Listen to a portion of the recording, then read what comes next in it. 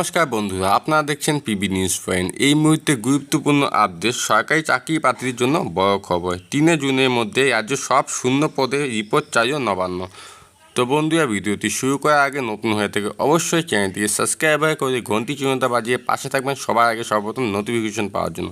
তো শুরু করি আজকের ভিডিও। পশ্চিমবঙ্গের বিভিন্ন সরকারি দপ্তরে শূন্য পদের সংখ্যা ও নিয়োগ পরিস্থিতি নিয়ে বড় পদক্ষেপ নিয়ে নবান্ন। রাজ্যের সব সরকারি দপ্তরে থাকা শূন্য পদের বিস্তারিত রিপোর্ট 3 জুনের মধ্যে জমা দেওয়ার নির্দেশ দেওয়া হয়েছে বলে জানা গিয়েছে। এই সিদ্ধান্তে সরকারি চাকরি প্রার্থীদের মধ্যে নতুন করে আশা তৈরি হয়েছে।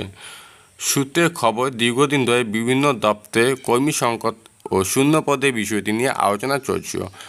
প্রশাসনিক কাজে গতি বজায় রাখতে এবং ভবিষ্যৎ নিয়োগ পরিকল্পনা তৈরি করতে নবান্ন এই রিপোর্ট চেয়েছে বলে মনে করা হচ্ছে।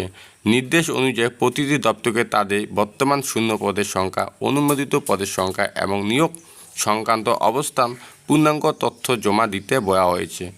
এতে রাজ্য সরকারের কাছে সামগ্রিক কর্মী সংকটে একটি পরিষ্কার চিত্র উঠে আসবে। বিশেষজ্ঞদের মতে, এই রিপোর্টের ভিত্তিতে ভবিষ্যতে বিভিন্ন সরকারি দপ্তরে নতুন নিয়োগের সম্ভাবনা তৈরি হতে পারে। শিক্ষা, স্বাস্থ্য, প্রশাসন এবং অন্যান্য গুরুত্বপূর্ণ পরিষেবা শূন্য পদে পূরণের প্রক্রিয়া দ্রুত হতে পারে বলে আশা করা হচ্ছে। চাকরি প্রার্থীদের একাংশের মতে দীর্ঘদিন ধরে বহু পদ খালি থাকায় সরকারি পরিষেবা অনেক ক্ষেত্রে অবৈধ হচ্ছে। তাই দ্রুত নিয়োগ প্রক্রিয়া শুরু হয়ে একদিকে যেমন কর্মসংস্থানের সুযোগ বাড়বে, তেমনি প্রশাসনিক দক্ষতা উন্নত হবে। যদিও সরকারিভাবে এখনও নিয়োগ নির্দিষ্ট ঘোষণা হয়নি, তবে 3 জুনের মধ্যে রিপোর্ট জমা দেওয়ার নির্দেশ প্রশাসনিক স্তরে গুরুত্বপূর্ণ পদক্ষেপ হিসেবে দেখা যাচ্ছে।